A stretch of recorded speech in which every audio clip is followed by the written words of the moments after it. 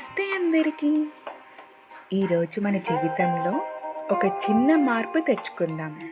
Stress, tension and negative థాట్స్తో మనం రోజులు గడపడం సాధారణమైపోయింది. కానీ ఇప్పుడు కొన్ని నిమిషాలు మన మనసుకి సమాధానం, మంచి ఆలోచనలు తెచ్చుకుందాం. Are you ready? శాంతి అంటే సైలెన్స్ కాదు, మనసులో క్లారిటీ. దీనికి ఒక పవర్ఫుల్ ఫౌండేషన్ కావాలి.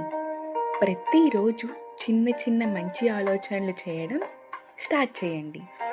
ఈరోజు మీరు ఎంత స్ట్రెస్లో ఉన్నా ఒక డీప్ బ్రీత్ తీసుకొని, నేను శాంతిగా ఉన్నాను, నా ఆలోచనలు నన్ను బలంగా చేయడం మొదలుపెట్టాయి అని చెప్పండి.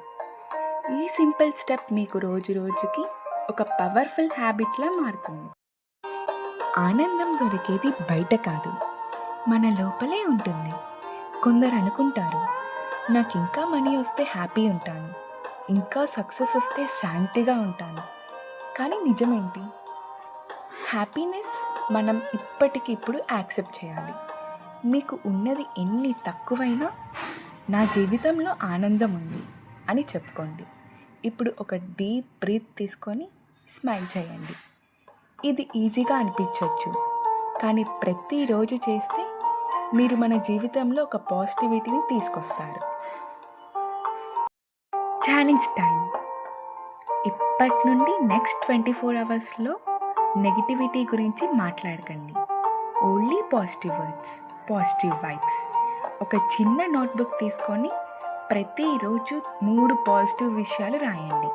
ఎగ్జాంపుల్కి, ఈరోజు నేను ఒక న్యూ ఐడియా నేర్చుకున్నా, నేను స్మైల్తో ఒక ఫ్రెండ్ని కలిశాను, నాకు ఈరోజు చాలా ఎనర్జీగా ఉంది.